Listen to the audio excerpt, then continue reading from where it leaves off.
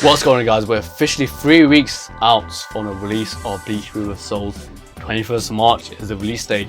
Make sure you pre-order and support the game. Until then, I want to go through top 10 list of top 10 requirements Bleach Rebirth of Souls need in order to be the best anime fighting game of all time. Scratch that, let's just say best fighting game of all time. I think anime fighting game has like bad connotation to it, so let's say fighting game. Yes, that's a big claim, but I have faith in Bleach in general and Bleach Rebirth of Souls and Tamsoft and Bandai. I think they're going to do an amazing job. Now, we only got 3 weeks left, so I don't think a lot of these are going to be implemented or incorporated into the game in due time, but I think post-release, a lot of the things I mentioned will be included. So this is my top 10 things Bleach Rebirth of Souls need to be an amazing fighting game. No particular order. So number one, freaking updates. We need regular updates, we need transparency from the devs. This would add longevity to the game, adding constant updates to the game, whether it be in cosmetics, new story additions, new characters, wherever it may be, new patches. We need constant updates. This will also build a community because it forces or encourages discussions in the community, allowing it to grow. There's more buzz in the game, more talks of the game, so it trends more, it persuades more people to be involved in the community. Apart from freaking updates, we need an amazing roadmap. We need to see what the game will be including post-launch of the game, so we can get like an idea, and it shows that Tamsoft and these devs care about the game and want it to grow, because it shows they've really planned it out. Regular patches are needed, especially for solving cheese, because at the end of the day, this game is new. It's the first in the series from Tamsoft. I know they have made a fighting game prior. I think it was with Kengan. It doesn't mean there's gonna be no exploits or cheese in the game. So I want them to solve these issues quickly and rapidly. Unlike Sparking Zero, a lot of the downfall for Sparking Zero happened because of cheese. Look at the tournaments were ruined because of damn cheese that was exploited by the players. So we need that stuff to be patched out and resolved as soon as possible. We need to see constant DLCs. Hopefully we get good updates and regular releases of DLCs. I don't want to wait 4 months for a character, so that's too long, which might be the case because a lot of these fight games do it. Look at Tekken, Street Fighter, they take 4 months per DLC characters. Even Smash Bros Ultimate did. I want this to be a faster development time for the DLC characters. Make it 2 to 3 months. That will keep it far more relevant for far longer. Part of updates, add free updates, so incentivizes those that don't want to purchase beyond the base disc. Basically, could be free cosmetics, characters. Well, characters might be too much, but echo characters, clone characters, free maps, free music additions, maybe anime music. So regular updates are very good for the health of the game, especially for the future. Number 2, amazing competitive scene. We need tournaments, community tournaments, even like official tournaments from the games or Bandai Namco themselves. I want this game to be an EVO. I want it to be an official fighting game tournaments. EVO might be a big stretch, right? But I believe in this. I believe in this IP. This would be monumental. This would be one of the few fighting or anime fighting games to be in a huge event or the biggest fighting game tournament of all time. That'd be an EVO. I know Dragon Ball FighterZ did it, so hopefully this could be the next one, right? I'm telling you, if it gets an EVO, if it gets a competitive scene, that's more than enough to keep the game alive and afloat for years. There's a reason games like Tekken, Street Fighter last so long and take like 4, 5, maybe 7 years to release the next one, because a lot of these games survive due to the tournaments and the competitive scene that they have. Editing crew here, I just want to interject one thing and reiterate that I don't believe Bleach Rebirth of Souls will actually be an EVO, okay? I know that's a kind of a harsh reality, but that is likely going to be the case. I'll say it's like a 5% chance of being in EVO if I'm trying to go like realistically, but never say never. I remember Sparking Zero when that was coming out, or even when it came out, people are saying it could actually be an EVO. Of course, probably recency bias, could be the same here. But if it's very fair, very competitive, this is why competitive is very important and it needs to hit the nail when it comes to the competitive scene. I say there's a possibility, there's a chance for it. Albeit very small chance, but a chance regardless. Like just imagine this setting right now, this scenario. Imagine we get like a Daigo versus Jason Wong type of scenario again. Number 1 best player of all time versus a dark horse in the tournament. Then we get a situation where the underdog is just about to lose, and then next thing you know, goes into awakening, goes into and then we hear all the scream, all the crowd chanting Bankai at the same time in unison. That would be so epic, badass, and chilling. in an actual tournament setting. Now how amazing that would be, where everyone's like screaming Bonkai in those Awaken animations. It's gonna be insane. Speaking of tournaments, there's already some being made right now, like from this Twitter account, esports style, never heard of them before, but it's a Japanese tournament that's being set up and made for Bleach Rebirth of Souls. And another one here, Bleach Rebirth of Souls launch party. So they're also doing a tournament for Bleach Rebirth of Souls. Already tournaments are being set up. I think Globku is also doing one as well. So that's a very good sign of tournaments being made right now. And the game is not even out yet. Good thing about being an EVO and these big fighting game tournaments is that it forces the fighting game community, or FGC, to actually discuss about Bleach and Bleach Rebirth of Souls. So not only it puts more eyes on Rebirth of Souls, but also the Bleach IP itself. It makes the game and anime even more popular. This is exactly what Dragon Ball FighterZ did as well. This has also put even these big fighting game YouTubers like Maximilian Dude. Yeah, make him even play Bleach, which would be insane. I would never think Maximilian Dude, probably one of my favorite YouTubers that I watch. You didn't know Goku Black or Broly either. This is true. This is true. When does Bleach even come out? Is it soon? Is it now? Is it out already? March 21st. I don't think there's anything happening on that time frame. We can maybe check it out. Maybe, just maybe. I never think him to ever play or witness Bleach in my life, so this could be the closest. Not just Maximilian Dude, it could be anyone. Could include Justin Wong. I know he's a Bleach fan already. He already made videos of like a Bleach fighting game on the DS, which is actually my favorite Bleach game. Another way to add to competitive scene in these ranked matches, I don't know if that's confirmed yet. I'll be surprised if it's excluded. There's no way ranked matches is not in the game. Just let it be more fair, because I know a lot of these ranked system is kind of like iffy. I just hope the ranked matches are not cheesed out to hell. We need balance patches, of course. I mean, that's kind of like a given for fighting game, but let it be quite regular. I know I keep making comparisons to Sparking Zero, and I hate it, but that is an anime fighting game that came out recently, so I always have to draw a comparison to that. And they took so long to release patches for like balance patches and resolving those cheese tactics. I want this game to learn from that, especially when it's published by Bandai Namco, the same company. Network connection.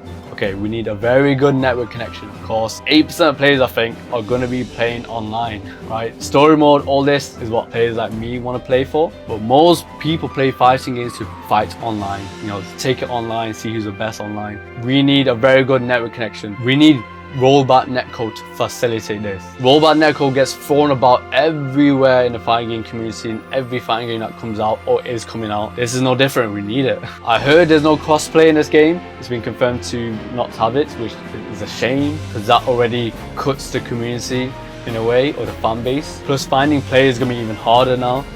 However, people have mentioned that because there's no crossplay, that means rollback netcode is probably more likely, or it's going to have a better network connection, which it's kind of worth then. It's a worth trade. No crossplay, but better network connection. I think that's a worthy trade, if that's the case. I still love both. In a perfect world, I would love both.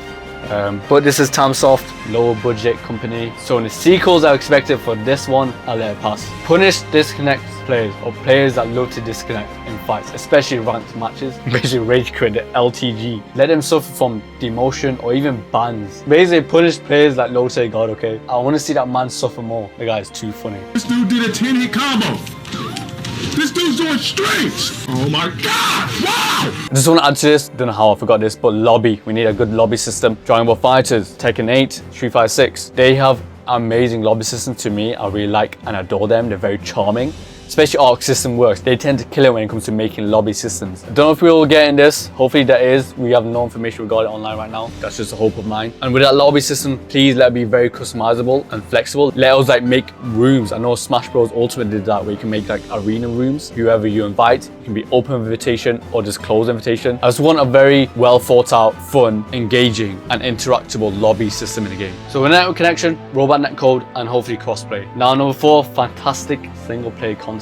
Essentially offline content. So while the hardcore fans of this game will stay, especially competitive players, will stay for the competitive side of things and online features of the game, but I say the general audience, so like the non-Bleach fans, the non-fighting game fans, they'll probably tune in for the offline content. So that being a story mode, arcade mode that exists hopefully. So we need to have existing features and future features that will be added to the game. So some of the offline aspects that I would love for this game to have include jukebox systems, so you can tweak the music per stage. Tekken has that, I freaking love it. I'm surprised a lot of fighting games don't include that. More story content, new addition story content in the future, post updates, character specific story, which technically is basically arcade story or arcade mode. Of course, versus mode, a very good training mode, please. A very concise and clear tutorial mode. I freaking despise Sparking Zero's tutorial mode. I was so confused. Most of us had to look for guides on Sparking Zero, so I don't want that to be the case for this game, because this game is far more confusing than Sparking Zero. So this game better demonstrate it clearly. Number 5, I want an amazing training mode. I know there's a separate ass category for it, but I think one of the most fun and exciting things in a fighting game is labbing up. It's the lab sessions with your characters, your favorite characters, learning combos, learning moves, learning tactics, finding bad habits. So we need a good lab system in place. This may include frame data, showing what's safe or unsafe on block. I know Tekken has that, so when you block, you see if it's negative or plus on block. Replay system, so you can replay back or record a move for your opponent. Based on a very well structured and thought out training system. I want a clear and thorough guide / combo list. I know the Tekken games are infamous to having a bunch of moves that confuses us, especially general or casual fighting game fans. So I want this to be more clear. A ghost system will be amazing for training mode. Sama Showdown has that in the most recent game, is that you can fight ghosts of players that you fought online that beat you, or even your own ghost and see your own bad habits. I think that'd be such an interesting system.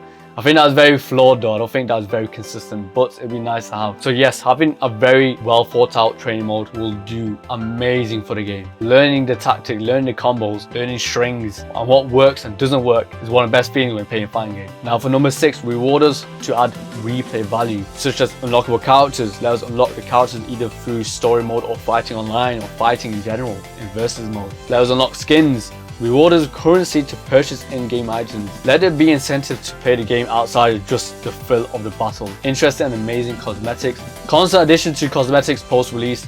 I know Street Fighter 6, people have been screaming at Capcom to add more skins to its characters. It was gone to the point where these guys mod the skins now. That's how dry the cosmetic scene is for Street Fighter 6. Number 6 is fair and good amount of base roster and base roster size. So what I mean is, I want all the characters that are included in the base roster to make sense. Now, I've seen it time and time again where like these legacy fighting games like Tekken and Street Fighter do not add characters that should be in the base roster and saving for DLC. It doesn't make sense. So I want a very fair and understanding base roster. I know not everyone's gonna be happy. People are gonna be screaming and angry regardless. They're gonna be like, oh, this character's not in. So as long as it's a decent size and up to now it looks really good, it looks like it's gonna be around 30-ish characters. Very impressive for first game in the fighting game series. So we should like cut them some slack here. It's a very good list up to now, very good roster. Number 8, interesting DLC characters. Foundry Blood already confirmed. However, this is a very wild card of mine that I would love for them to do. Add guest characters. And you might think, guest character, that doesn't make sense. It's an anime fighting game. Ninja Storm did it. Yes, Ninja Storm got Lars from Tekken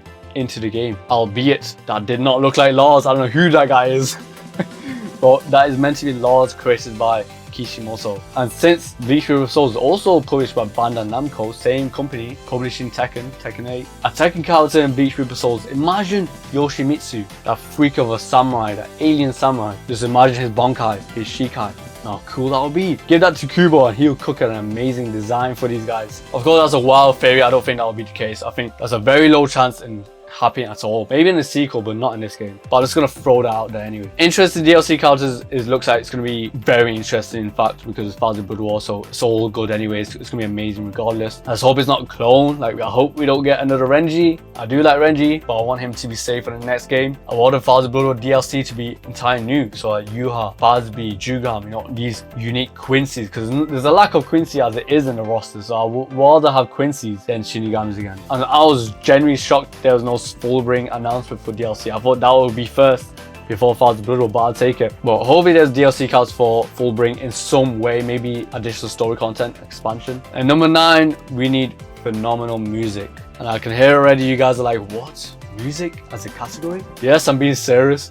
Some of the best OSTs or music in games come from fighting games. There's a reason a lot of these fighting games in our childhood remain memorable, because of the music that comes with it. I always remember the damn roster music for Marvel vs. Capcom 2, Super Smash Bros. Melee. All these music sticks with us. Tekken is another very good example. They have insane music. The amount of hours I spent in Infinite Azure stage with that damn music, just labbing up, learning the characters, freaking loved it, man. I was spending hours and I was happy to do so because I was learning and I was jamming to good music. It's probably the music you're hearing right now in the background. It freaking slaps. Fortunately for us, we're in safe hands.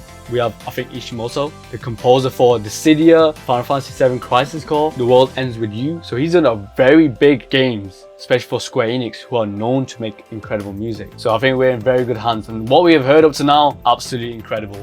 My favorite being Yorichi's theme. And of course, music, our jukebox system, please. I mentioned this before, jukebox system is needed in fighting games, man. Let us pick what we want to hear. And with jukebox system, add anime OSTs, please. Sparking Zero added some, so I want this to add the same. I want to hear some Shiro Sagisu Eigazen music, please. And last one, number 10, feature rich. If there's anything from this list that I really want or needs to hit the mark, it needs to be feature rich, content rich. So I want to go into this game having a lot to do. I want to gain and learn from this game, be rewarded to play this game. I want to see a lot of modes, fantasy mode versus online, offline, story, campaign. Heck, I would love to see concept arts made from the devs and maybe even Tatsukubo, who knows. But that's it. That's basically all the lists that I can think of that the game requires to be one of the best fighting games of all time. I'm telling you right now, I have big faith in this game, in this IP, in Tamsoft, Bandai, Tatsukubo, Bleach in general. We're in the final home stretch before release. I'm just praying they have most of the stuff that I mentioned in the game. But let me know in the comments below. Let's have a discussion. What do you guys think? Do you agree with my list? Disagree? Is there anything I missed? Let me know in the comments below. I'll discuss it with you guys. Hopefully I didn't miss anything big. But thank you for watching. If you enjoyed this video, please like, comment, subscribe, and until the next video, catch you guys later. Bye.